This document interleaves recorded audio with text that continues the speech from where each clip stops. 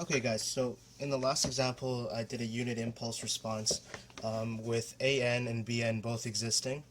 Obviously if AN exists but BN is 0, then it's just going to play at 0 for the delta function in the front. Okay, and so the next example I'm going to do right now is the one where what if AN is 0? Oh no, right? So let's see what we do. Okay, so the example is what if special case AN is equal to 0. Okay, so again, let's say the example is, in this case, y of n plus 0.3 y of n minus 1 is equal to x of n minus 0.05 x of n minus 2. So this is the exact same example that we did last time, but except for the y of n minus 2 is non-existent right now, right? So still again, the order of the system is still 2. So system order is equal to m equals to 2, and n represents the left side and m represents the right side, so the order is still 2. Okay, and so with that being said, we have to advance everything by 2 using the advanced mode that we did in the last question. Okay, so I'm not going to explain it again. You guys should pick it up by now. If you haven't picked it up, go to the zero input response or the unit impulse response in the first video, and then you should pick it up now. Okay, so going forward, we're going to advance everything two times. So this one's going to be e squared y of n plus 0.3 e y of n is equal to e squared x of n minus 0.05 x of n. Okay, all right, so with that we have to find q of e the same way we do in the last one. So e squared plus 0.3e, okay, because you just factor out y of n, and then q of e is the whatever's left inside after you factor out y of n, okay? And so what's the other side? P of e is equal to e squared minus 0.05. Okay, so now after we found out, okay, now we have an equals to 0. Oh no, what are we going to do? The reason why an is 0 is because in here, plus an equals to 0, y of n minus 2, because our second order component in the left side is 0 because it's non-existent. So the only coefficient it can have is 0 times y of n minus 2, right? Because it doesn't exist. So on the right side, we also have an is also still, bn is equal to 0.05. So an in this case is 0, and bn is equal to negative 0.05. And if you recall, AO is equal to bn over an. So this is 0. What do we do? So in this case, what we need to do is we need to compare both P of E and P of E and Q of E. How we do that is because, again, we'll do the same trick that we did last time. We'll replace y of n is actually the output of yn, which is what yn is the output, is actually going to be the unit impulse response, right? And also the input is going to be the unit impulse, okay? Hence unit impulse response. So this is the output, the unit impulse response, and the input is just the unit impulse, okay?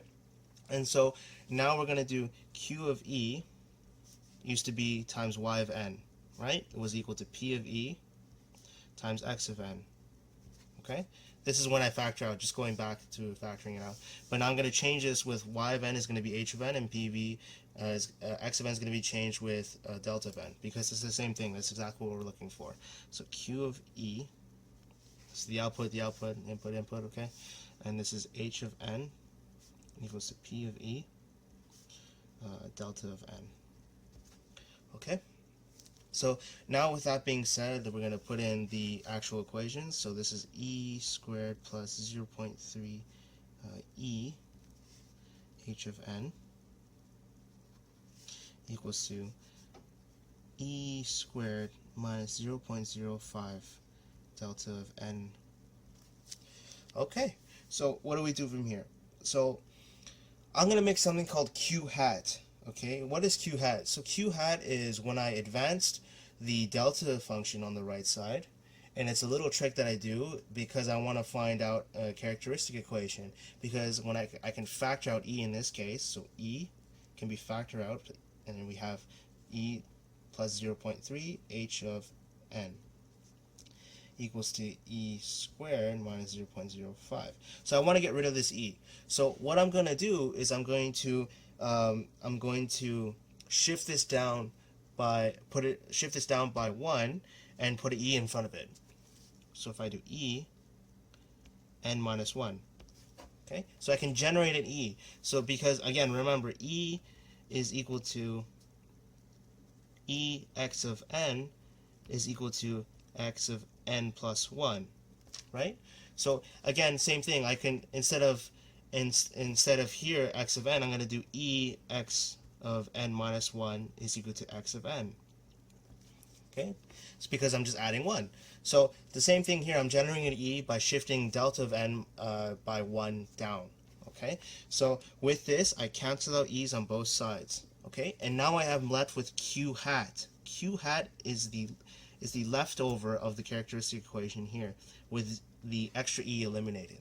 Okay, and with q hat, I can now make a characteristic equation that I can put into the unit impulse response equation. Okay, and another interesting thing that you'll have to see is that the basic definition of a unit impulse response is that at time 0 there has to be a constant. The reason why is because only at that point you're putting a unit impulse, right? So therefore, delta of n must exist at the first, at n equals 0, at the first point, right? But when I shift it down, we're now introducing, okay, so not only at the beginning, at n equals 0, we have to have a constant, but n minus 1, or like let's say negative 1 in this case, we have to have another constant because we're shifting it down in this case. And we have to express this, that we have to express that there has to be a past input in order to express this system properly in terms of the unit impulse response. Okay, so after we do that, we're gonna see exactly how that folds out in terms of the unit impulse response. Okay, so I'm going to write the definition of the unit impulse response, but now with that added constant at n minus 1. Okay, so the unit impulse response definition now is going to be changed. So not only is going to be AO at initial time is 0, where delta of n exists, but we're also going to add the 1 before that, which is going to be A1 times delta of n minus 1. Okay, and then we're going to do the same thing that we did before, the characteristic equation times n multiplied by the unit step function. Okay, so that's what I was talking about. A1 delta of n minus 1 is going to exist before the beginning of the input. Okay, because we're shifting it down by 1, and an does not exist in this case. So this is now the more accurate representation of what a system with an equals 0 is. Okay, so now we're going to go through the same exact process that we did last time, and we're going to use this equation, and we're going to use the difference equation as well that's on the top here to solve for the h of 0, h of 1, h of 0, h of 1, to solve also for the constant that we're going to look for. So now coming from q of e, we're going to do q hat of gamma is going to be gamma plus 0.3. So gamma is going to be equal to negative 0.3. So that's our characteristic value. Okay. All right. So now we need to write the equation for y characteristic, right? So yn of equals to negative 0.3 to the power of n times c. Okay. So that's our characteristic for the first part of the equation here. Okay, so let's just keep going and see how we can solve this.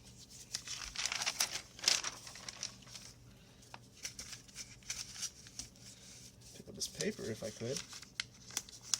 Okay. All right. Okay, so with this being said, now what we're going to do is we're going to use the definition equation first, and we're going to be solving when n equals to 0 first, and then n equals to 1, and we need to solve for AO, A1, and C. So we need 3 equations in total, okay? So let's see. So the first one is n equals to 0. And let's label this as number 2 instead, and let's label the original difference equation as 1. Okay, so n of 0 is going to go into equation EQN.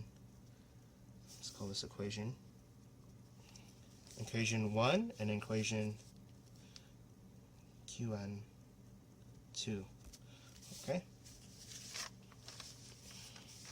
Okay, so h of 0 is equal to AO delta of 0 plus A1 delta of 0 minus 1 plus C 0.3, negative 0.3 to the power of 0 times the unit step function of 0.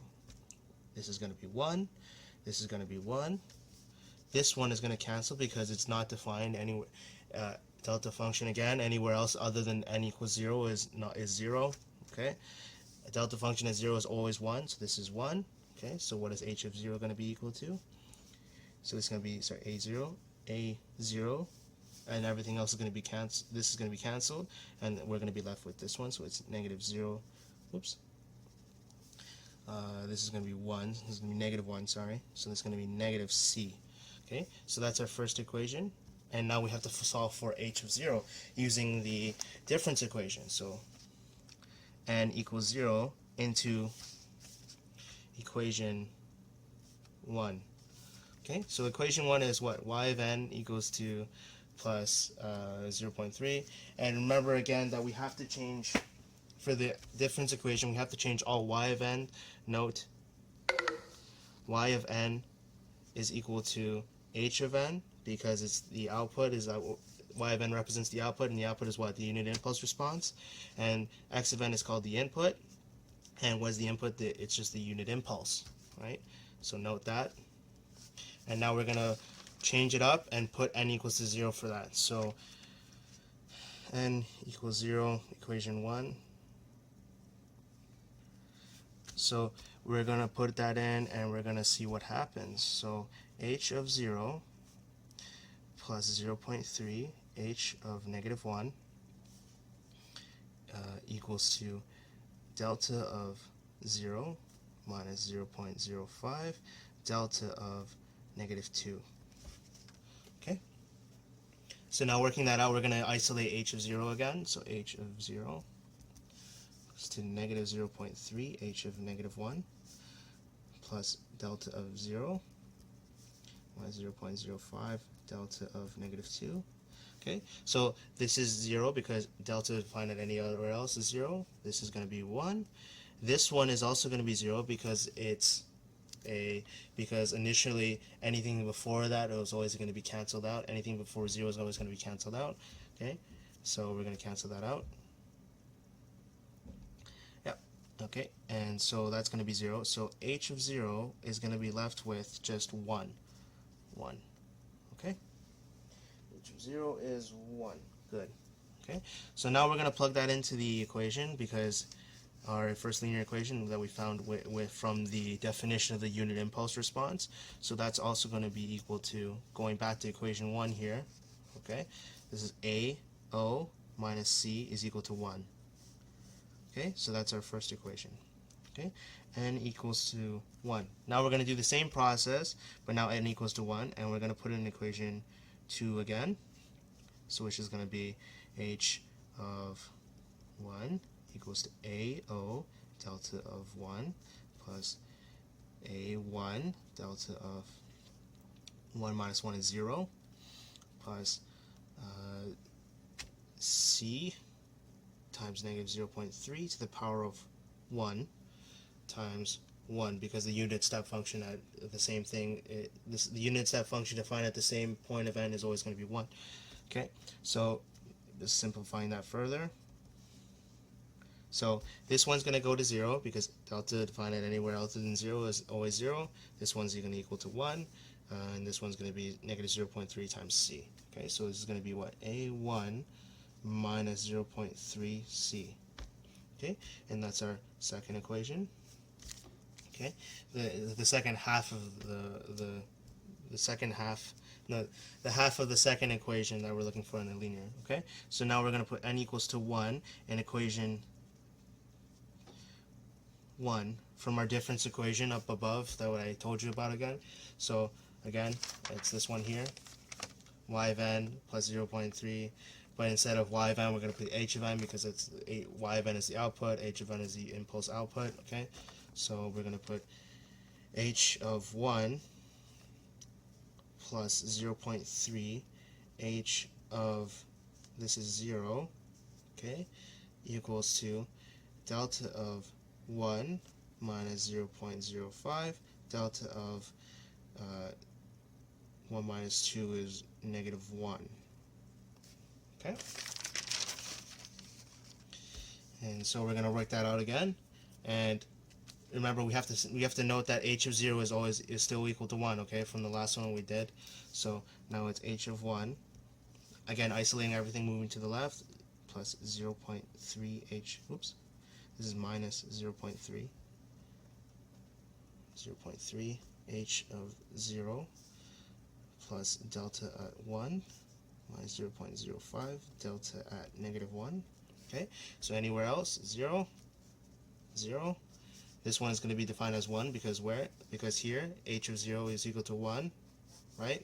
The one we found here, h of 0 is only equal to 1, so h of 1 equals to 1.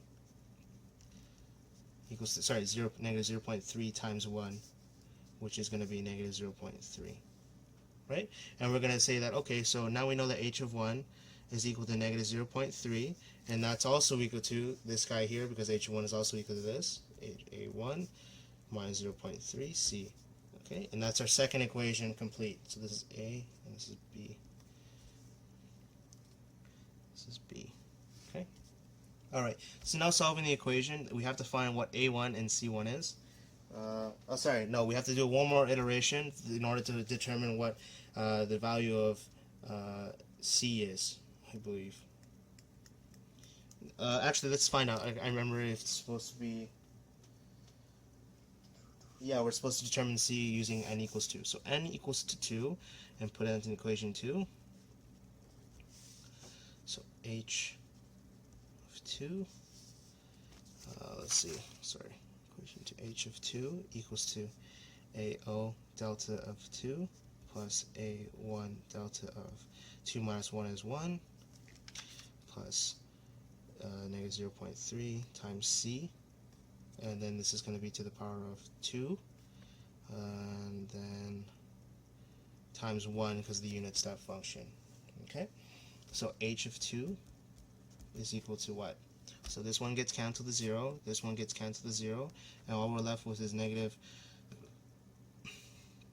0.3 times to the squared, so this becomes positive, and this becomes, I believe, 0.09. Let me check real quick.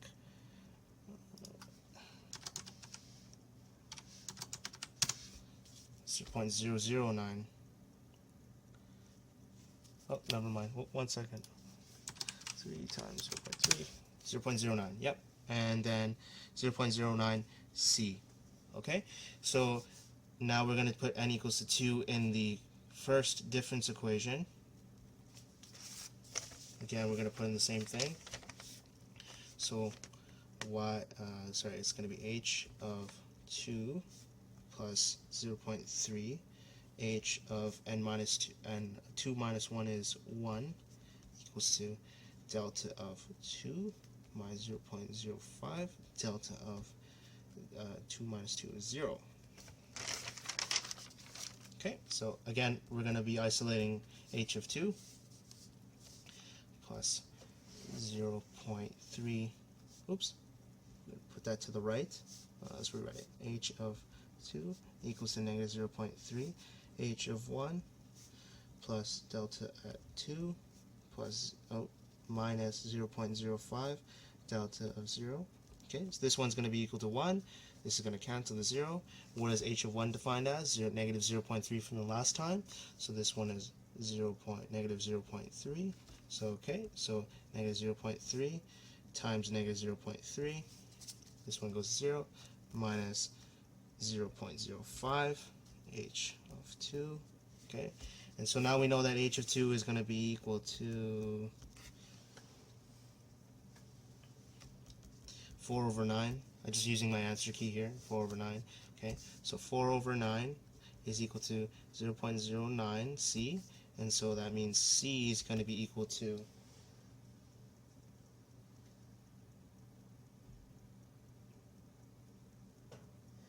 something. Just figure it out. I'm too lazy to actually do it. So 4 over 9 divided by 1 over 0.09. Okay, so that's the value of c. Okay, and so now after we get this, we're going to plug that back into find a1, a0, and then rewrite the equation. It's very long. I don't want to keep doing it. You guys probably get the idea. You've already found all your linear system and linear equations. Now you know what c is. You plug it in the first one and the second one, and then after that you can work out the actual answer for the unit impulse response. Okay, so key thing to note, everything's the exact same. It's just the beginning here that you have to make the q hat by taking out e, and then advance or generating advance here by decrementing this by 1, the n by 1 here for the delta function, and then making sure that you know that at AO delta of n plus a1 delta of n minus 1 because we did the advancing here. Okay, so you just keep that in mind, and this is the general equation for it. So the main thing is q hat and the generation of the equation, and then now we can use the characteristic equation that we generate from q hat, and now we can solve it using the difference equation here with y of n replaced by h of n and x of n replaced by delta of n, and we also use h of n and this delta equation, putting different n's equals, and then just running the whole process again and again until you solve every single one of those variables. It's a very long process, it's tedious, but it's needed to know. We need to know how to do this later on, and obviously going to be shortcuts. But that's about it for this video.